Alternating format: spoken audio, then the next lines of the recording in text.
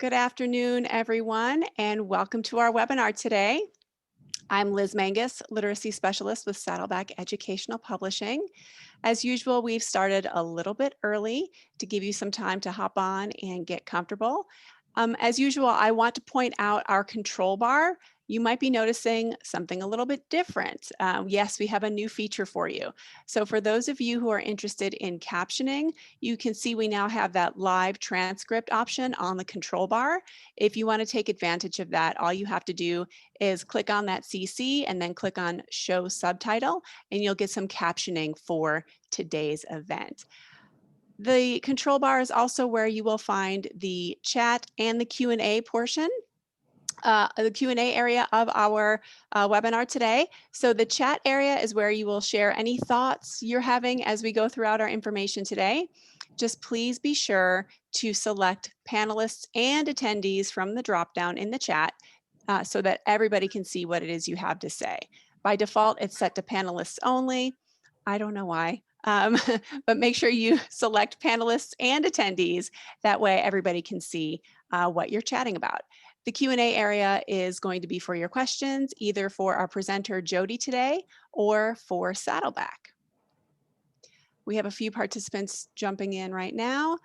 I'll leave this slide up for just a minute. For those of you who are just signing in, we now have that captioning option for you on the control bar. So if you want to take advantage of that, you just need to click there on the CC and click on Show Subtitle, and you'll be able to get some captions for today.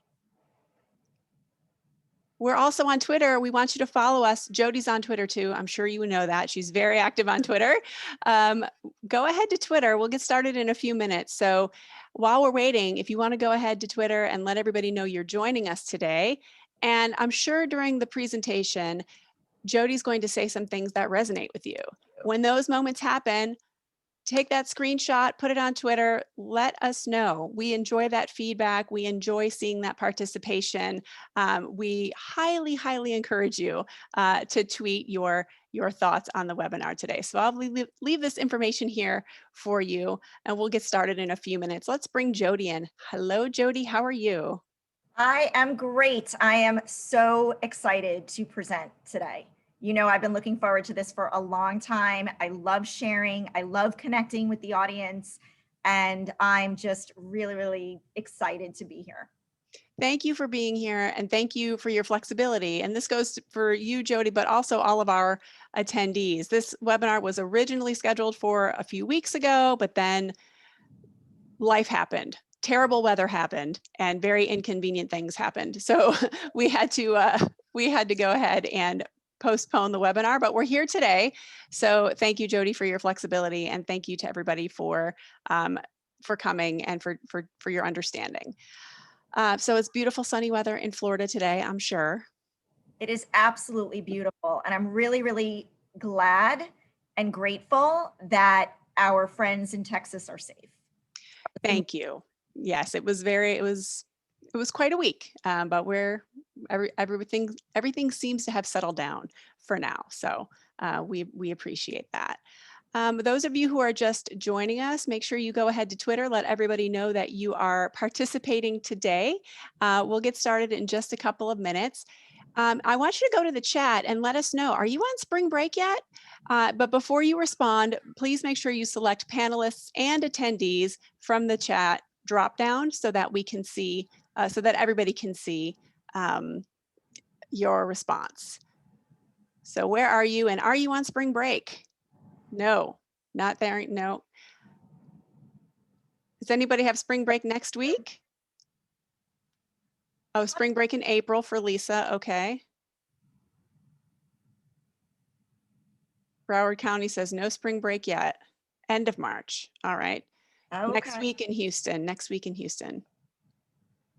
Okay, Toronto, it's been moved to mid-April. Oh, that's interesting. Interesting. You know, I always found that in the North, the spring break tends to be in April, and I think that's true on the West Coast too. But here in Texas and in Florida, it's sort of, I feel like it's always sometime in March. I wonder why that is. Perhaps because, well, growing up in New Jersey, at least the first few years of life, I mean, we called it Easter vacation And we didn't get out until the end of June. So perhaps because schools in the True. north get out so much later. That makes a lot of sense. I also called it Easter vacation, and it was always in April. But I feel like I've been living down here for so long, it's just now normal to me to see it in March. But you're right, the school year starts and ends later in the north, right? Spring break, what is that? Oh, Cammy, hopefully you'll get yours soon. It is the schedule for August to May. Why do we do it in March? Oh, that is why we do it in March, is because of it's the school year calendar when it Right. starts and ends. Yeah, that makes sense. That's a perfectly logical answer. Thank you, everybody.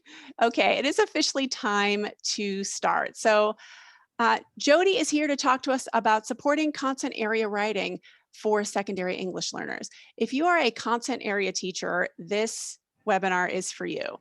If you are a secondary ESL teacher and you work with content area teachers, this would be great information that you can share with the content area teachers to kind of help them in their practice to scaffold writing for your English learners. Jody is a returning presenter, so many of you already know her, but in case you don't, she is a full-time ESOL coordinator at a public middle school in Jupiter, Florida. She's a certified ESOL teacher, and she holds a master's degree in education leadership and administration. She's been at this for over 20 years. She's been a secondary classroom teacher, and she taught language arts and reading to all levels of students. And 3 years ago, she transitioned to the world of ESOL, and now she coaches and creates professional development for teachers. And thank you so much, Jody, for being here. We appreciate you. I'm going to let you take it from here. Thank you. Thank you. Thank you to everyone for supporting Saddleback, for supporting me, and most importantly, supporting our kids and teachers. So I'm going to start sharing my screen. Let me just get it going. And it'll just take a second.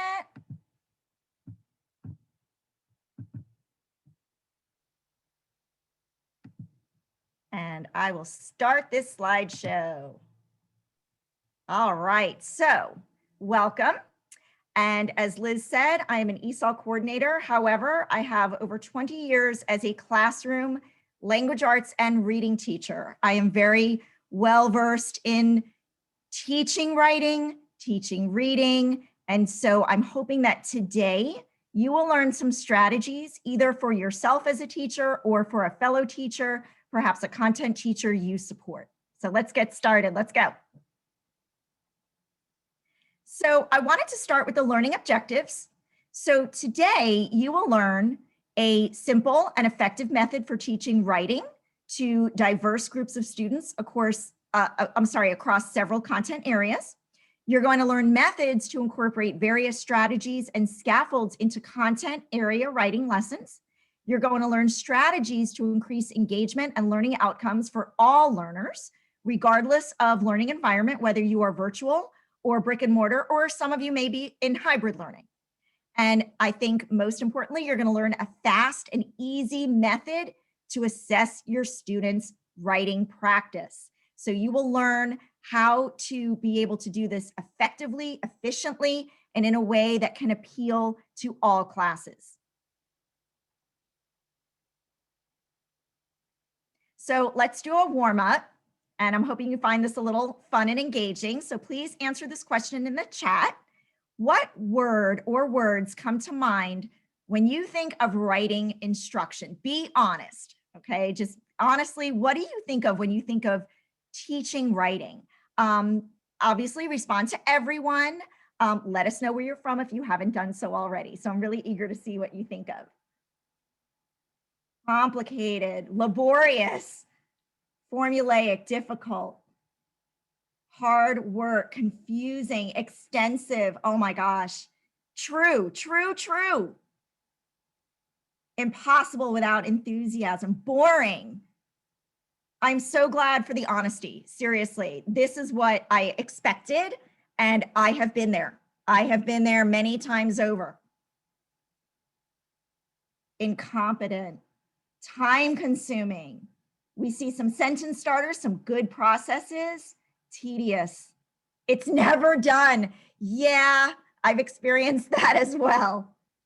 no curriculum, mentor text, not enough time. These are great. These are great. Thank you. Thank you for your honesty and for being willing to come to this today to say, you know what, for all of those things that I think about regarding writing, I'm still going to learn more to maybe make my writing teaching a little bit better. So thank you so much for that. So let's get started.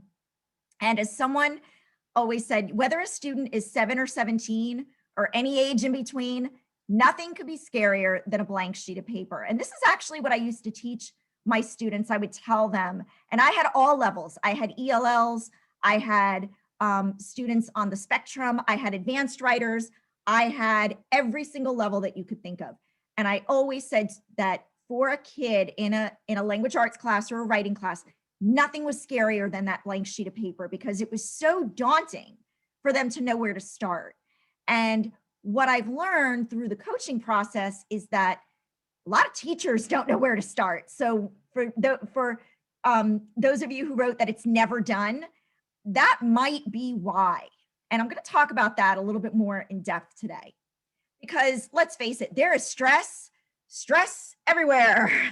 I mean, we are dealing with a lot, especially in the age of COVID, that I personally feel, in my opinion, that writing may even get pushed to the wayside even more because we have just piled on so much, not only for our students, but for ourselves. It's, we'll teach writing tomorrow, and then that turns into next week and then next month. And then you're right. Sometimes it never gets done, or it gets done by the language arts and reading teachers or the ESL teachers. And if you were any one of those or all of the above, like I am, it was, I felt like I was tackling the job by myself. So we must provide all students, no matter how skilled they are in writing, the opportunity to cross that finish line to success, even if they might crash and burn a few times along the way. And I don't know about you, but right around spring break, I'm beginning to feel like the bottom picture where I am just crashing and burning. And I think a lot of our teachers are feeling that way, whether it's ourselves or teachers we support or co-plan with, co-teach with, collaborate with. I think a lot of us are feeling it. So you are not alone. And one of my sayings is, the good thing is you're not alone. The bad thing is you're not alone. So it is happening all around. So writing instruction, though, it doesn't have to be a bore for students. And yes, I've had that in my classroom. I'm not going to lie, but it doesn't have to be a chore for teachers either. And yeah, I've been feeling that as well. So you are not alone. If you are feeling like teaching got me like, especially now with spring break coming up, in Florida, it's called FSA, Florida State Assessments. State testing is coming up. We got a lot going on. So my goal today, my objective for you is to really make this something that you can do across multiple content areas. So in our school, we use the RACES writing format. And I'm going to explain what that is. It is not something that I developed. You can find out about it all online. There's anchor charts and there's a lot of information about it. And you may be saying, oh, we don't use that, or we use the hamburger, we use trees. And what I want to start by saying is that no matter what method of writing you teach or use in your school, they all pretty much have the same components. You always need to restate the question or prompt as a sentence stem. You need to have that initial sentence. You answer the question naturally. You have to cite text evidence. You have to explain and elaborate your answer. And then you sum up, and if it's multi-paragraph, you're going to segue into that next paragraph. And for those of you who may be saying, I'm an art teacher, my kids aren't reading anything, text does not have to be the written word. I have taught this strategy to art teachers where the text was a painting. The students had to write a paragraph about a piece of art. I'm a math teacher. It could be the actual numerical or word problem. So text could be anything. It could be a chart, a graph, a map. It is anything that is before the students that they must analyze and cull to make an answer. And for those of you who wrote that it was formulaic, I agree. I completely agree. But I will say that I don't see this as a bad thing, because the goal of today is to really scaffold for those developing and struggling writers.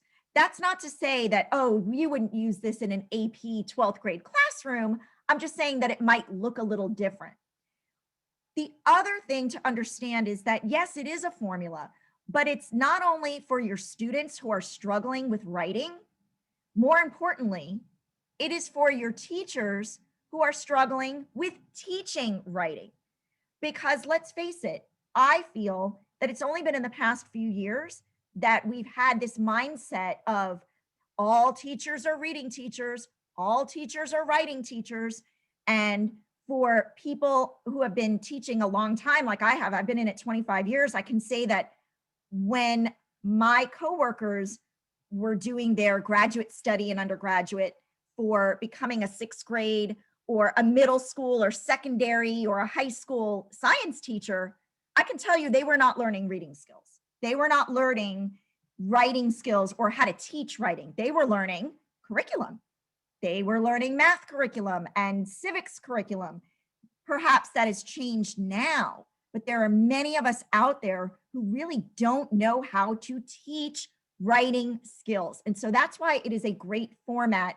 It is a formula. It is step by step. So not only is it great for your students to learn this step by step process, but it's great for the teachers to learn a step by step process as well. Think of it like a math problem. I'm not a math teacher, but I need to know those steps for what I do first, second, third, and so on.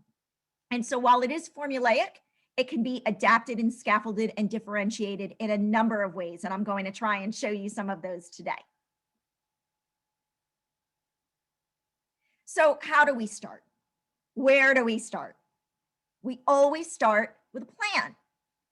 And so for those of you who attended the last webinar I presented for, which was back in December, I have a planning template. If you were not at that one, that is perfectly fine. All of this is available on my website. Please use it, share it with your staff, and enjoy the process of planning. And in this particular template, the content area teacher and the ESL support teacher plan together. If you are self-contained, if you do not have a support teacher, an ESE support teacher, a collaborative teacher, a co-teacher, you can also do this on your own. And it is a side-by-side planning template. So let's go through some of these and see how it works. So starting on the left, we have the date, the subject, and always the standards. We are always standards driven. We are always standards based. We start with the end. We start with what we want the students to end with. And so this ending point is for students to be able to distinguish among fact, opinion, and reasoned judgment in a text. And so the collaborative support teacher for language has objectives as well. And that is to increase language fluency and vocabulary mastery related to language arts and social studies. And so we have materials, what I'm using to teach. I always like to put in plain language what each box represents. It's a very good communication tool. So I'm using an Athens and Sparta PowerPoint and an Achieve 3000 reading passage. This is great for communication so that the collaborative teacher, your co-teacher, who may have been out of the classroom for a couple of days, or maybe pushing in virtually to another content area and says, wait a minute, where are we? What do I need to facilitate this lesson as well? Well, you'll need a copy of the PowerPoint, the writing prompt, goals, and key vocabulary terms. The skills, this is what we're doing. The ESL support teacher is how I will support that language development, how I'm going to offer language support. I'm going to use pictures and reinforce the historical context. I'm going to make a timeline, which is very visual, with the students in small groups for further understanding of events. I'm going to create breakout rooms in Zoom. We use Google Suite in Palm Beach County. So I'm going to have small breakout rooms through Google Meet. Prior knowledge, what the students already understand.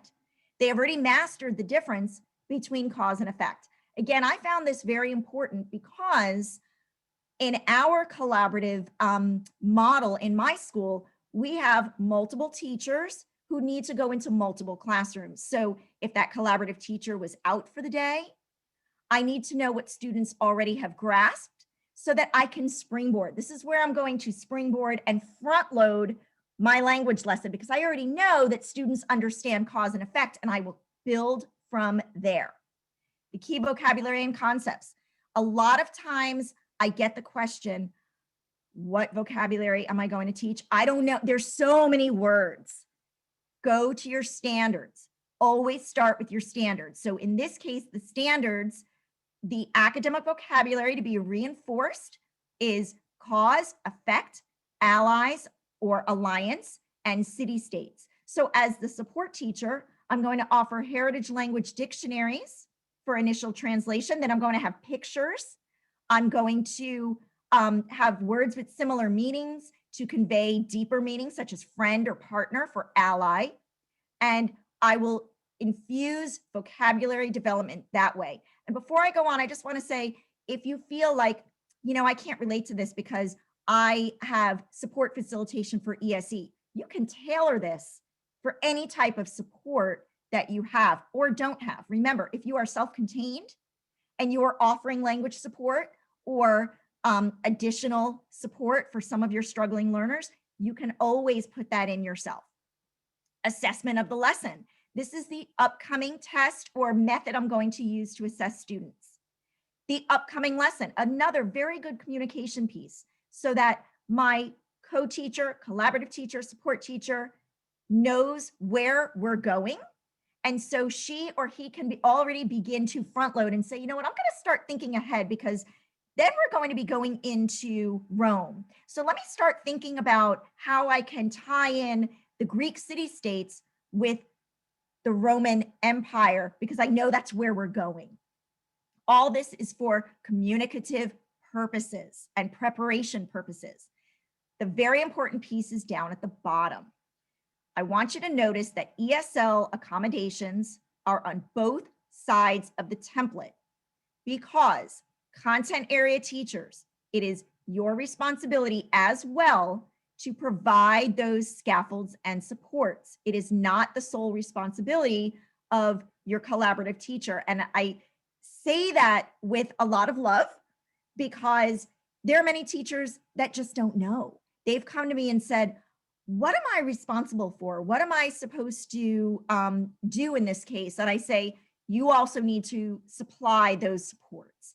And so this will allow both of you to communicate, to say, okay, I'm going to work on the sentence starters, and the ESL teacher can work on, for example, finding pictures and videos. And so it's a great way to work together to really promote that student success. And so we have our planning template.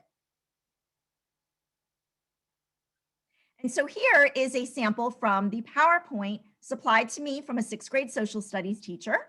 This is also part of an Achieve 3000 article on ancient Greece and Rome. Notice that we have a map, we have some vocabulary, we have a lot of text features, we have pictures. All of these reading parts can be used as strategies. Notice the picture, notice the caption underneath the picture, notice the map and the colors and how things are divided. And these are things that reading teachers know, but your content area teachers might not. And so we really can't dismiss that. So the R in races, let's start with just the R. We restate the question or prompt as a sentence stem. You might say, but I thought all kids know how to do that. We writing teachers know that not all kids know how to do that. So here is our prompt. Explain the causes and effects of the Persian and Peloponnesian Wars. Cite evidence from the PowerPoint to support your answer.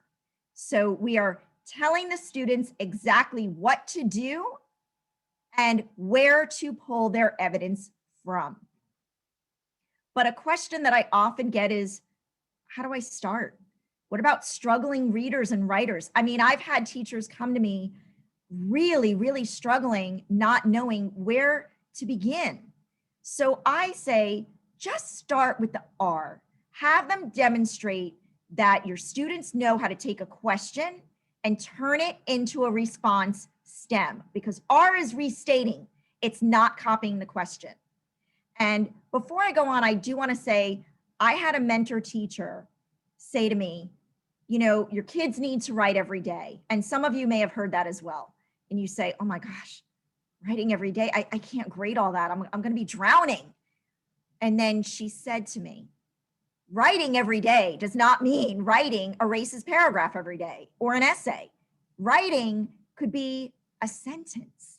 And in this case, it could be part of a sentence. Have them practice that. So as a scaffold for your beginning writers, your newcomers, they might not even be there yet, but have them practice. Your newcomers, they can practice copying or just listening in on a group of students trying to formulate that sentence stem. They might still be in their silent period where they're just really absorbing everything. And that's okay, because that's the whole beauty of this. It could be layered and scaffolded and developed over time. So as a strategy, provide students with an example and a non-example of a sentence stem that models that restating. So here we have an example. Some of the causes and effects of the Persian and Peloponnesian Wars were, and you might provide this for them. For some students who really just can't get it, this is a sentence stem right here, but it's a model for how they restate. But you could also present them with a non-example. Explain the causes and effects of the Persian and Peloponnesian Wars. Well, you ever hear that before? Yeah, I thought so. Because these examples and non-examples came from actual student work. Yes, my 8th grade advanced students were providing this as answers. And you might say, wait a minute, an advanced student was writing this? You mean I'm not the only one who has writers who are struggling? This is just my belief. And when I mean advanced, I mean they are level 3, 4, and 5 readers. They are level 4 and 5 readers. But because they haven't had enough practice with that output, because reading is the inhale and writing is the exhale, they've been inhaling and they know how to extrapolate, and they know how to pull apart and find the main idea and all those things that their state tests ask them to do in a reading passage. But they didn't have enough practice writing, exhaling, demonstrating their understanding through written words. And so you scaffold this by modeling. You model the proper way the restating should look on the page. You lead students in choral reading of the R so students hear how it sounds.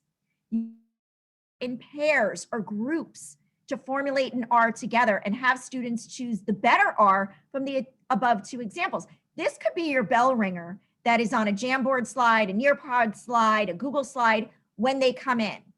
For some teachers, this might be their attendance that they type in the chat or in the stream if you use Google Classroom like we do.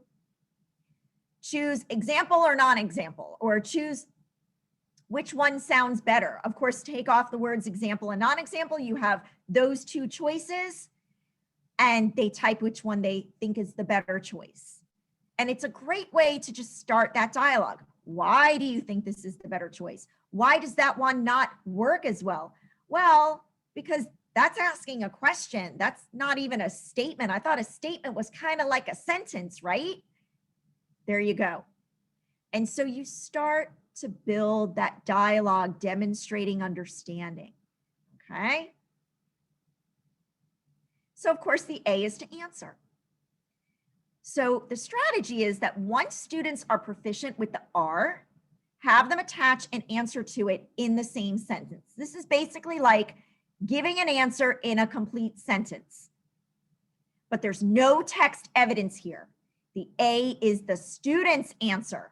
So when done correctly, the R and A allow the reader to know exactly what the answer will be about. It's the topic sentence. It's the first sentence of the paragraph. Example, some of the causes of the Persian and Peloponnesian Wars were that some countries wanted to take power away from other countries, and they all believed in different things. But the effects were that some Greek city-states formed alliances with each other and started to fight with other city-states. Very detailed. That came from the student. But let's look at a non-example, and I'll explain why you don't pull text evidence. So a non-example, some of the causes of the Persian and Peloponnesian Wars were that, quote, many Greeks resented the Athenian domination. The Greek world split into rival camps, end quote. The student was pulling from the text. Now, a lot of students like to do this. And my personal opinion, through watching them and really just talking to students over the years, I'd say, why did you quote there? That's not from you. Oh, but I thought I was supposed to. Oh, but look, Miss Nolf, I dug it out of the text. Again, it was demonstrating their reading skills, not their writing skills. And I would say, that's their answer, not yours. And they would look at me a little funny, as if to say, you mean I'm supposed to do that on my own? Yes. And so those of you in other content areas really need to stress this to students. It is hard for them to swallow sometimes, because I feel that students, they love to pull from the text. Some of them like to pull the shortest line because it's nice and short. But then you have the students, they will find the longest sentence because it's long, because it looks good. It makes their paragraph longer. I mean, the first question I always got, how long does it have to be? And I would say it needs to be thorough and complete. They hated that answer, but it's true. It's true. It's not the amount of quotes. It's the amount that they are synthesizing into their own responses. So as a scaffold, have the students write that format on their paper. Have it as an anchor chart. Remember, we guide, we do not give. You're not giving them the answer. You're just guiding them through the process. I had races as an anchor chart all throughout the year. The only time I ever had to take it down was for state testing. But my advanced kids had it all the way down to my beginning writers. Okay, it's not cheating. It's not giving them anything. It is a guideline so that they remember the process. And if you have them write it on their papers, they'll have it right there in front of them. For those of those students who, you know, don't really want to look and don't want to get up at the test and everyone knows they're trying to look around. So some students, they don't like to do that. I actually got this scaffold from a former student. It was never my idea to have them write it on their paper, but he started turning in tests. This was actually a high school student, and he would have it in the top part of the paper. And I just asked him just very casually one day, I said, why did you do this? He said, because I really wanted to remember. So as soon as I would get my paper for the essay part of the test, I would always write it. And then it was just right there, right at the top of my paper. And I thought, what a great idea. And he wasn't the best writer in the class, but he had the best strategies. And I thought, I'm going to remember that. And I never forgot it. And it's such a great strategy. So here we go with citing text evidence. And as a strategy, start with modeling or underlining or highlighting the text. And you say, but wait a minute, why do I have to model highlighting? They know how to highlight. You have to model the thought process of which quote you're going to choose, of which citation and piece of text you're going to choose. And as a scaffold, you're going to provide those transitions according to the text, author, article, passage, paragraph, whatever. The text states in the passage. So you model and you do a think aloud. Okay, does this citation or quote or example, does that really answer the question? No. Okay, then we can't pick that one. Let's go on to the next sentence. And you model that way. You walk the students through the process, because otherwise they will pick something random. And I know because I had it for many, many years until I just through trial and error. A lot of this I learned through trial and error and talking to students, what will work for you? And they said, please just show us or tell us, teach us. And that's what I did. And I got great results. What I also did was I learned to narrow things down. I would give a glossary, if you will, of transition words for between paragraphs and summing up and kicking off a sentence. And I would always tell them, read through it. And I want you to circle just one or two that you would use, that you would realistically use. I said, if you don't like the way something sounds and you don't know what it means, don't use it. They all, for some reason, they all wanted to use consequently and subsequently. And I would say, okay, but what does it mean? And they would kind of look at me. And that's the thing about writing.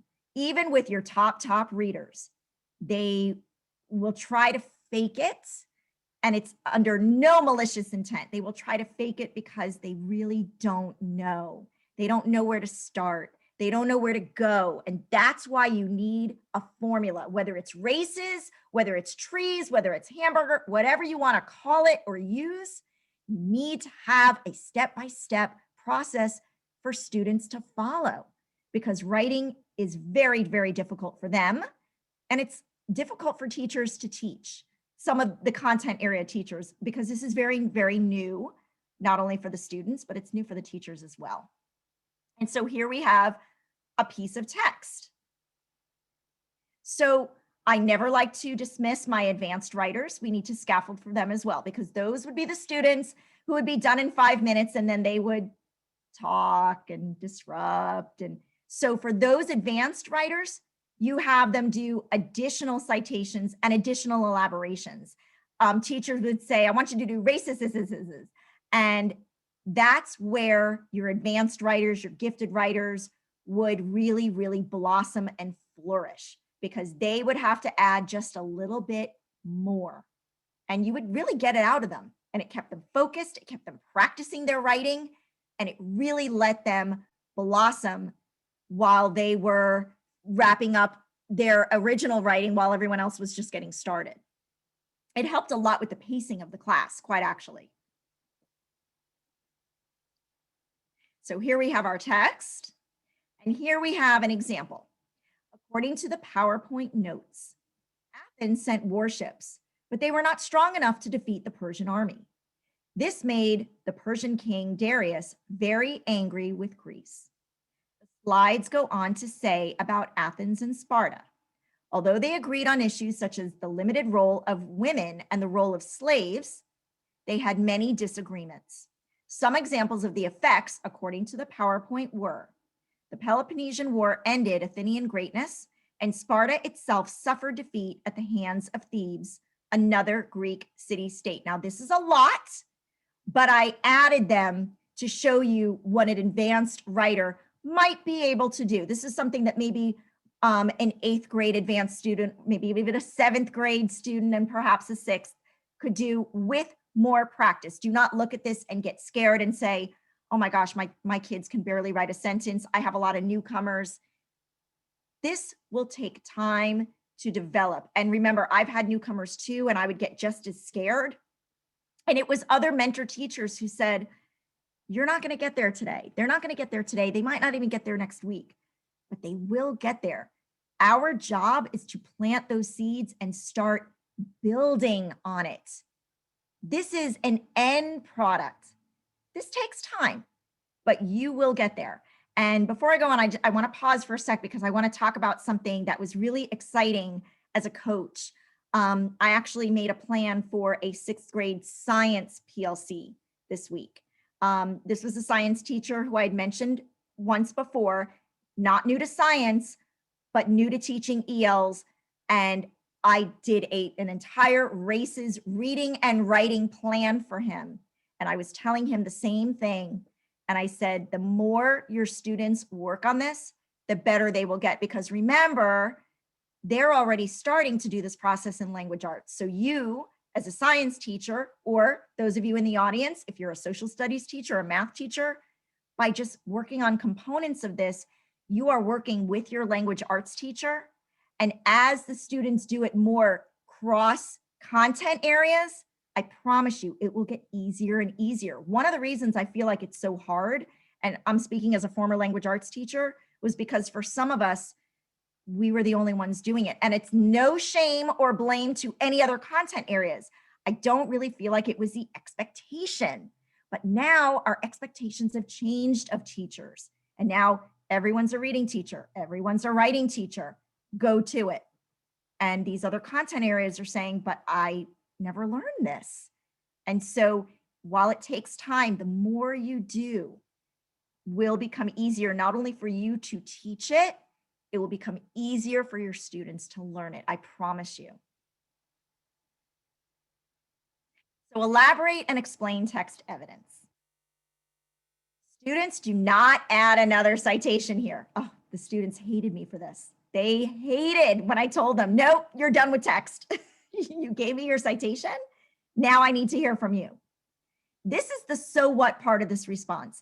And it's exactly what I told the 6th grade science teacher. I tweeted it out a few days ago and he just rocked it. Every other question to the kids to get them to really think deeply was, so what? Why should I care? Why should I care? And they would participate and say, well, it's important because. And so that little question was very powerful. This elaboration, it explains why the C, the citation, answers the question or the prompt. So we have our wonderful little chef here adding elaboration to make his masterpiece even more delicious. And so as a strategy, ask the students, prompt the students through questioning. So what? Why should I care? And I would really say that to the students. Why should I care that these Greek city-states weren't getting along? Well, because this would happen. That's what you write. So, and again, use your transition words. This is important because make them into anchor charts. And as somebody who has zero artistic talent, I would have my kids do it for me. Again, you could put this in Nearpod slides. You can put them in Google Slides. You could put it in a Jamboard. It can be digital. It could be easily adapted. So I do want to stress to you, though, a very important point. This is often the most difficult part of the writing, and it takes time to develop because I would have students ask me, well, you know, what is an elaboration? What does it mean? And well, you explain and you go into detail, but I found that kids really weren't grasping it. They weren't really understanding when I would say that. And so it takes time to develop because they don't really understand what it means. And so that's why I added the so what. Okay. Why is it even important that these wars occurred? So what? Who cares? This is important because many different parts of Greece had different values that led to a lot of wars, and all of the fighting made Greek weak. That's why it's important. That came from a student, not from the text. Notice that there's no quotation marks. That is not text. That is the student demonstrating that they understand the citation and that they are able to relate that piece of text to the prompt and how that piece of text supports the prompt, which is what the task at hand is for writing. And here's a non-example. This is important because, quote, each city had a vastly different social and government structure. The student repeated the text evidence, or they pull another piece.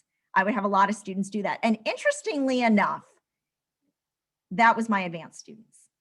My advanced students would do that to demonstrate, look, I can pull all this great text because I have great reading scores. I understand what it means.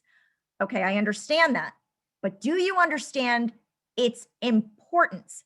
That's the difference. It's not only what this quote means, it's the so what? Why should I care? Why is it important? Well, there you go. They were great at that input, that inhaling. But when it came time to exhale it and synthesize it to address the prompt, they struggled. And it's okay to struggle. They will get there. So as a scaffold, have students work in groups or pairs to discuss or listen if they are not really comfortable with their speech, if they are ELs and they are emerging speakers, have them listen in. They are absorbing so much language at this point. Have them listen to the importance of the citation before writing. Notice that I had said groups or pairs. Man, they love the group work. It was great. They would walk in. This is when I was in a classroom, in a brick and mortar classroom. They would see those groups, the desks all put together. Students knew they were going to have a good day. And so it wasn't a bore for students. That little meme that I had at the beginning, it wasn't a bore. They were excited because they knew I was going to let them talk a lot. They had to write, but they were able to discuss, and it made it a lot more palatable to them and agreeable. Let me tell you, that writing got done. So sum up and segue. That's all, folks. No, not the presentation, just of races. It brings the writer back to focus. It concludes the paragraph and gives the reader a sense of completeness. And if the writing is multi-paragraph, the student can use the statement to continue or segue into the next topic paragraph. And as a scaffold, we always say, provide transitions and stems. Therefore, in conclusion, get them started. These aren't only transition words. These are sentence starters and stems. So the thoroughness, the wrapping it up in a nice bow is what this does. So let's look at an example. In conclusion, the Persian and Peloponnesian Wars had very bad effects for Greece because they made the Greek city-states weak. Now let's look at a non-example. It's a lot longer, isn't it? It looks so fancy because it's nice and long. Yeah, I got a lot of that. In conclusion, some of the causes of the Persian and Peloponnesian Wars were that some countries wanted to take power away from other countries, and they all believed in different things. But the effects were that some Greek city-states formed alliances with each other and started to fight with other city-states. I've heard that somewhere before. Sounds awfully familiar. Yeah, because it's the first sentence. It's the topic sentence. It's the R and the A. And I would either get that or I got the end. Thank you for reading my paragraph. Yes, I did get that from many, many students across all writing levels. The end. But I got a lot of this. So as a scaffold, I would say, and I'm saying this hesitatingly because I don't want anyone to get the wrong idea that it's not important. It is crucial. But I would omit this last sentence just temporarily until all the other parts of races are mastered. At least for state testing, I know that pulling text evidence and synthesizing that is crucial. A conclusion is equally important. I don't deny that. But I would say really allow those students to master the other parts and then really, really focus on conclusions, because I feel like conclusions, they don't get the love that they deserve because it's the conclusion. It's the afterthought. It is equally important. It provides that thoroughness. And I feel like students really don't understand the purpose of it. And I liken it to this. Can you imagine you're watching an amazing movie? It's fabulous. And then it just ends. You look at the dark screen and go, wait, what just happened? Like, there's no closure. Like, what just went on? You need that end on a bang, not a whimper sort of effect. And it is hard. And it never really gets the love because I don't feel like enough students really understand the importance of a really good conclusion. They think, the end, and then they walk away and turn it in, and then it's done. But even if you teach hamburger, I think of it this way. Okay, so you have a bun, and the topic sentence and the summation, they kind of do the same thing, but the top bun is not exactly the bottom bun. I mean, there are subtle differences. They have the same purpose. They hold your burger together. They make it yummy and tasty and delicious, but they are subtly different. And you really need to teach kids that it's not just a the end type of sentence. And I would omit that just initially until everything is mastered, and then really, really work on an awesome conclusion. And it takes practice because students often repeat what they've already written, especially they really like to just repeat. Very normal, very natural. You will get that. So don't be alarmed and think, I'm not teaching this right. I'm not doing it right. I'm not teaching well. You're doing a great job. It just takes time. So what I want to show you now is strategies for student grouping students according to a different component of races. So this is a heterogeneous group. You could do it in breakout rooms. If you are in brick and mortar, you could do them in different areas, socially distanced. So, and I'm going to explain how I did it in a brick and mortar setting, but again, you could easily adapt it. So each playing card, go and you can get yourself just an inexpensive deck of cards, and then each card will correspond to a different component of races. The R and the A, that'll count as one playing card because it's one sentence. The students draw cards that assign them their component. And then one playing card, let's say you have that 5th student in a group, because I usually had 4, but then I had a couple of 5s, you can designate the presenter depending upon the number of students per group. I would not have a brand new EL as a presenter unless that EL really just wanted to shine, but I would not do that initially, okay? But here's a really good strategy. The kids, again, they hated me for it. Don't tell the students what each card designates until after the cards are drawn. So it eliminates students switching cards. I actually used index cards with colors on them, but playing cards work just as well. And I'm sure a lot of you do something to this effect, but I would have ace, king, queen, jack on the board, or the color. And then after they all had their cards, then I would write in what their task was. Oh man, I got the ace. I got to do the citation, you know.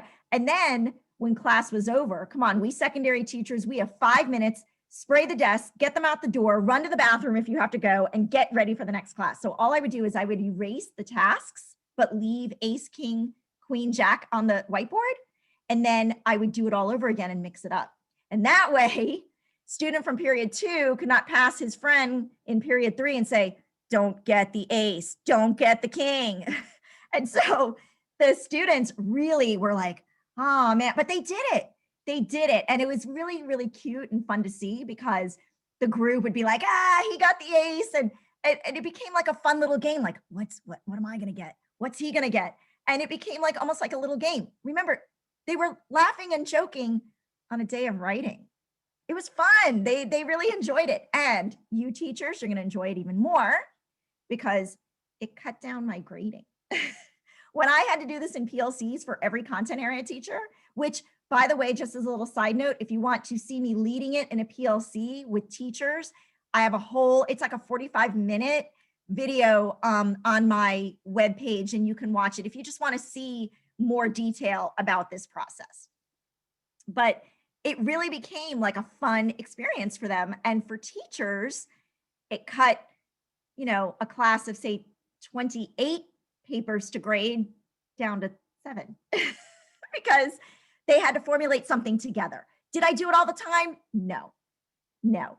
But every so often, come on, you're practicing for FSA, you're doing reading, you're 6th grade science, you got to get that lab in, you got to do the write-up of the lab, you got to clean up the lab, you got to do this and this and this. I don't have time for this, but I have time to grade 7 papers, 7 just paragraphs. And so it can really, really make it palatable for content area teachers, or really for any teacher who's just feeling overwhelmed right now. So you can also group them in a more homogeneous way with the same component of races. And I'll explain how I did this. This also worked very well. Have students collaborate to write one component as a group or peer edit their own component. So those of you with real struggling writers, they're not grasping it, have them work in pairs. You could pair them in a breakout room, and you could have a sentence starter, maybe even have the R or the start of the R, and say, okay, as a group or a pair, you're going to finish and put on the A, because all I'm getting right now is answers only, and I need to see that you can give me an answer in a complete sentence. And if they can do that, they have R and A down, and they may need their peer group to work on that together. So have groups. You can carry it further by having the group members, if you're in brick and mortar, circulate or create new breakout rooms to assemble other components with other groups. Okay, this table or this breakout room, you guys are working on R and A. This breakout room, you're working on the citation. This breakout room, you're going to work on elaborating, and so on. And so you can have them work together that way. Again, it cuts down on the grading. It adds a collaborative element to your classroom. It sparks conversation, academic conversation among your students. And I found that by really moderating and just saying, okay, what did you get? It really brought them back to focus. Yeah, you're going to have some squirrely ones who don't want to do it, but when they're with a peer group, it definitely makes it a lot easier and more enjoyable for the class and for you as the teacher. And so this is what I would do. When I was in brick and mortar, you could also do it if they have it on a Google Doc.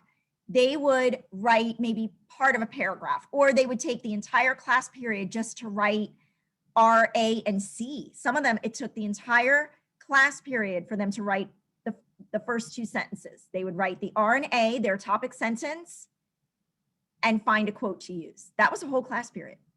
And so then what I would do is I would collect them and very quickly read them. I would not pick apart the spelling and all of those things. That's another day.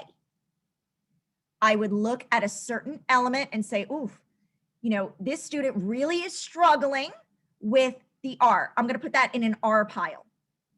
This student was able to start it, but the answer, the transition into the answer didn't really work. And that would go in the A pile. And I would group them homogenously very, very quickly. And then I would pass them out that way. And I would just put an R at the top of the paper. And so the student would know, okay, today is my day to work on restating, because I wouldn't even get to the other part. And it's another way to really make the grading go quickly. Now, I don't want you to be misled and think, wow, you know, she only read the first sentence. She didn't even look at their quotation. That came later. I need to know that they had the R set, that they were able to do at least some of it before I even got to that point. So let's pause there and stop right there, because I already see them struggling, reteach that component, and then we'll get to their citation or quotation or piece of text evidence and see if that worked. But you gotta nip it in the bud when you see the struggle, reteach it, and let them move on. And sometimes you could have their peers do it. And so this step-by-step process is building. And as a tip, you have students find classmates with their matching card suit. A student with the Queen of Clubs finds a classmate with the Jack of Clubs to collaborate with. Notice that I'm mentioning collaboration a lot. And you may say, but you know, where are my ELs with this? You know, they're just getting language. For your newcomers, they might just get the process of watching and listening and doing a choral read. And that's okay. As they become more comfortable, have them start with, obviously they need to be able to understand some of the text, but if not, just say, you know what, we're going to work on taking the grammatical structure of an English question, of a question in English, and we're going to work on turning that into a sentence stem and flipping it and reworking it so it becomes a statement, an indicative statement in English. And so they won't get left behind, I promise you. So you're going to provide your frames and stems. And so this could be in Kami. We use Kami in our district to be able to write on PDFs. Definitely have the entire frame or paragraph out for them. Now, when I was brick and mortar, I would have this on a half sheet because, come on, paper is worth its weight in gold. We teachers know, especially secondary. So I would have it double-sided and on a half sheet. And so they would have, you know, two on a half sheet of paper. And, you know, I had 120 kids. So it was only 60 pieces of paper at a time, made it very easy to do. If you're virtual, again, you could use it in Kami. You could have them put it into a Google Doc or in a slide, however you want to do it. Now, what I did when I was brick and mortar, and this was really fun, I would take my dot cam and I would blow it up on my whiteboard or screen under the dot cam, and a kid who would stare at that blank sheet of paper and, you know, chewing the eraser off his pencil and breaking the pencil and looking over here and looking over here. I'd say, here, I want to see what you have to do. You give a kid his favorite color in a dry erase marker and let him go to the board. It's like a whole other kid. They loved it. They would fight over who would get to go to the board. Every component, just so you know, I made them do in a different color because I wanted each component to stand out. But they were tripping over themselves to get to that board. And I thought, you wouldn't do it on paper. Why not? It wasn't fun for them for some reason, but they love. And then as a class, we would sit and we would talk about it. and we would point out parts and make it better as a class. And let me tell you, those kids who really felt like they couldn't suddenly were, I mean, it was amazing to watch. So model that thought process, do the think aloud, writing and pair groups of students, but really walk them through it aloud and let them hear your thought process, complete with mistakes, complete with, gee, this citation or this piece of text sounds really good, but I don't know, does it really answer the prompt? And am I going to be able to do anything with it? Let the students answer. Another strategy that I found very effective is to color code each component. If you notice all throughout the presentation, I have color coded to match each component. And that way, that format, students can identify them in their own writing. And then also indicate which components come from the student versus which components come from the text. So I made this, I always had it up during a test. Again, it was a guide. It wasn't a gimme, it was a guide. And this is probably one of the last things I ever developed in my teaching of writing, because what would happen was I would be giving a test or doing writing and I'd say, remember, the answer has to come from you. The kids hated that. So I made this and I would always have it up to remind them, to guide them, that when they restate, to begin an answer with a complete sentence with a sentence stem, that comes from you. Answer, this is also part of the first sentence, that also comes from you. Cite, specific example from the text, that's the text. Explain, elaborate the example to show understanding and relationship to the prompt, that also comes from you. And then sum up, wrap up, that ties everything together, that comes from you also. Those students looked at me like they wanted to kill me, because they were so used to just pulling all this text, and they thought, wow, I really have to come up with a lot of my own. I have to exhale a lot from in here. And at first, it took a lot to get them in that mindset, because they're so used to text-based writing means writing from the text. No, text-based writing means using text to support what you have to say, whether it is argumentative. Now, your more advanced writers or your high school students, they may be doing, the counterclaim, the rebuttal, and all of those other elements in an argument, but they still need some sort of evidentiary support. And that is what they need to synthesize from up here. And so that was a really good thing that it took me years to figure it out. And then when I made it, it made the process a lot better, because I would remind them, okay, remember, when you're testing, I want you to look at this anchor chart. I was telling them to look at it. I wasn't giving them answers. I was guiding them to getting a better response that was guided towards what I needed from them. And what I needed from them was an answer that really came from them, that offered text as support, not as the focus of their answer.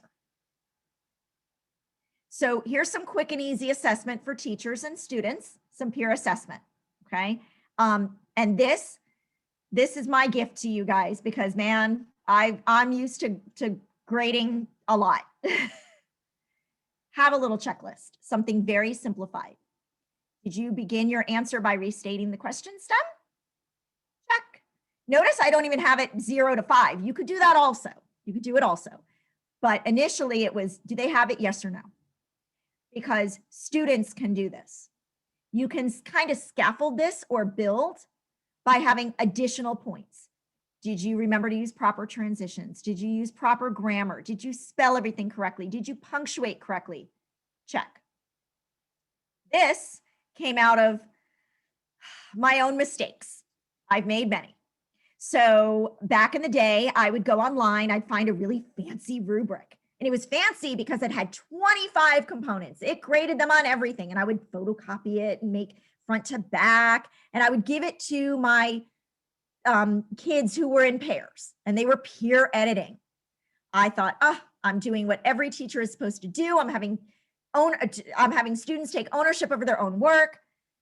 Yeah, that really died because number one, the kids really didn't have enough guidance. I didn't guide them enough. I was just giving them a piece of paper and saying, go to town, because, well, these are level 4s. They should know what to do. Or even for my struggling or lower level readers. Yeah, but this is just looking for some components. Just, it's really easy. Just, I didn't model enough, but more importantly, the behavior just wasn't good. I am admitting that to hundreds of people right now. But I would get kids in a minute. I'd walk over, circulating. And so how did it go? Oh, their paper's perfect. Fine. While they go back to talking and looking on their phones and doing their, other homework. It ended up being more work for me because they didn't do anything. Yes, I did have students, they totally took it to task. I mean, they ran with it, but not enough. So I said, you know what? I need to simplify things and just make it, at least for now, another great way to scaffold, just make it yes or no. Do you have it or not? You could also reduce the points, because a lot of what I see is, or what I hear, yeah, but you know what? I have an EL or I have a struggling writer. He's only going to do 3 of those things. So he's going to fail. Then you know what? Then you make it out of 5 points. Then he gets a 3 out of 5. You say, oh, well, that's a 60%. It's 3 out of 5 points. He only lost 2 points. So you can really, don't make it punitive. These are supposed to be tools that teach kids what they need to fill in, the components that they're missing. Then, of course, you can add 0 to 5 to say how strong it is. But right now, as we're beginning to learn this process and I'm beginning to learn how to teach it to you, I just want to see if you have it or not. And it's a great way to go slowly, but it goes quickly in assessing. So you go slowly through the process, but grading wise, check, check, check. Okay. Hey, Jody. Yeah. There's a question that came up in the chat, and I think it's a pretty good one. Absolutely. Just to kind of reiterate, and I think you answered it already, but for example, if the student doesn't have the elaborate and explain, what do you do on the sheet? You just leave it blank, or well, I would leave it blank, and then they would get, for example, a 20 out of 25, which is still a B. But then you go back, and this is another way that you could group. You could go to all of your students. You can group them up that way. Okay, this pile of students, they're all missing the E. That's going to be my small group. Got it. Okay. So if you feel like, wow, that's going to be really punitive, that's going to hurt their grade, and they're just starting out, then just make it 5 points. Make it, I would say assign a point value, but you didn't have it, so you just lost a point there. But we're going to pull a small group or a breakout room, and we're going to talk about this further. And by contributing or trying again, you're going to get that point back. Perfect. Thank you so much for addressing that. That's how I would do it. Okay. Thank you. Very scary for kids. And just like with teachers, you do need to get that buy-in. Oh, wait, there's more. Races works for math. Yes, really. I had to go into every PLC. I had to go into fine arts. I did this with the music teacher with a piece of music. I did this with the art teacher with a painting. And yes, I went into Algebra 1. So it does work. So here I have a word problem. It's pretty sophisticated. It says 2 inlet pipes lead into a large water tank. One pipe can fill the tank in 45 minutes. The other can fill it in 40 minutes. To the nearest tenth of a minute, how long would it take the 2 pipes together to fill the tank if both were opened at the same time? For a complete answer, show work. Oh, kids hate hearing that. They hate hearing that. So we do need to restate the math problem stem, because just like races, we're going to start by taking that problem, prompt, question, and turning it into a stem. So example, to fill the tank, it would take, non-example, how long would it take? Well, I got a lot of the wells when I was first teaching writing. And I would have to tell the kids, just very simply, I said, look, this isn't a conversation. You're not talking to me. This is more formal writing. And it was a hard habit to break. I learned very long ago when I was first teaching, actually. We have that saying, oh, practice makes perfect. Well, someone once taught me practice makes permanent. So we do need to correct right away. And that doesn't mean, again, that doesn't mean being punitive.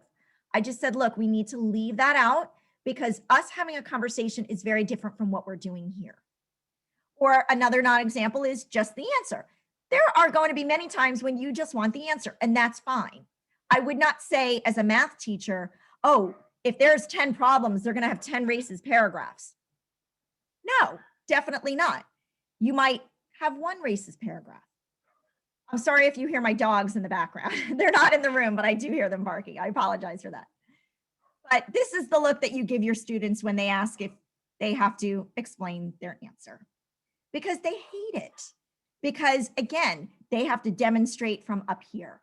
And while it is difficult for many, the more they do it through cross-content areas, the easier it will be for them. They answer the math problem.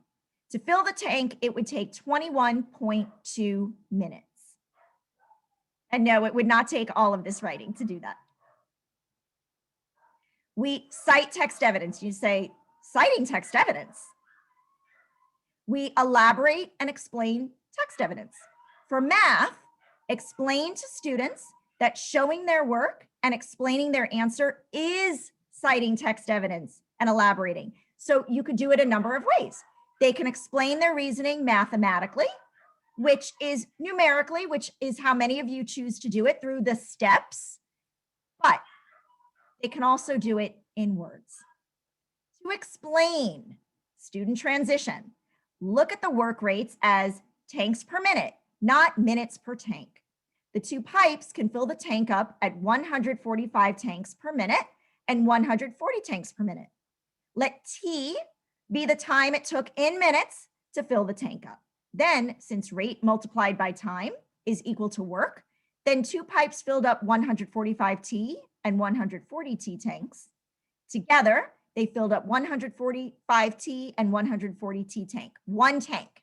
This sets up the problem to be solved. Again, very sophisticated. They're not going to do this overnight.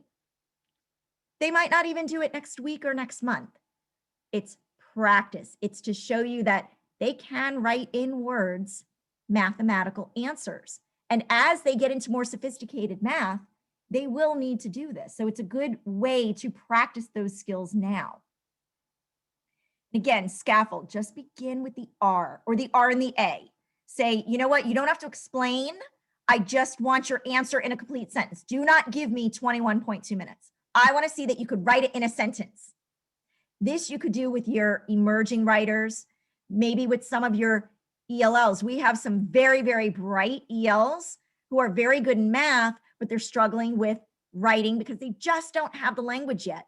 You give them a sentence starter, which is the R, and have them fill in the A, and then you have them read it aloud. So they're practicing speaking. You have them write out the whole sentence, not just to fill in the blank. I always say that. Have them write it out.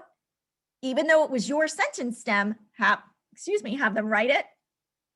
And they're practicing writing. They are practicing their writing skills. So there's many, many ways to build on this with all levels of learners. And then you sum up your response. Therefore, this proves that the total time to fill the tank is 21.2 minutes. It's a good sentence. It's a summative sentence. They can practice their writing. And then, of course, we always offer sentence stems as guides. They're not gimmies. We're not giving them anything. They still have to solve the problem. They still have to figure it out on their own. We're just getting them started. And there's a sentence frame for it. It's very similar to any other races frame. All I did was take out some lines if they were to show their work in numbers. But it has the R, it has the A. They cite or pull from the actual math problem. They show their work, and then they sum it up. And then as an example, I show it, but what I want to point out to you is that I color code it. So if you do something like this where you show a model, which is what I did for the 6th grade science teachers, My suggestion for you as teachers, color code it. I always say color code, it makes it very visually appealing. It lets the students really see each component.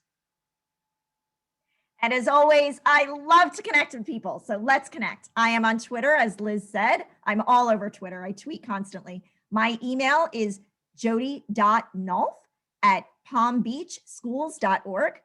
My website and Padlet are listed there. Anything you want, please share it with your co-teachers, your content teachers, show them, print it, share. That's what it's all about. We're all in this together, and I'm always here to help you. Do not hesitate to reach out. Thank you so much, Jody. We did put the links to the Padlet and the website in the chat earlier today, but they are in the handouts for you as well. Let's go ahead and tell you what's going on next week, and then we will close out. So Oh, I next apologize. I ran over. I'm so sorry. That's okay. By the way, if there are questions, I feel like you addressed most of the questions already, but you can go ahead and email us any questions and we'll make sure to get those answered for you. Next week, we have Natalia Heckman joining us. She's from Sidelets Education, and she's going to talk about scaffolding classic texts for your secondary English learners. There is no reason why we shouldn't want to expose our English learners to Shakespeare and some of the classic texts.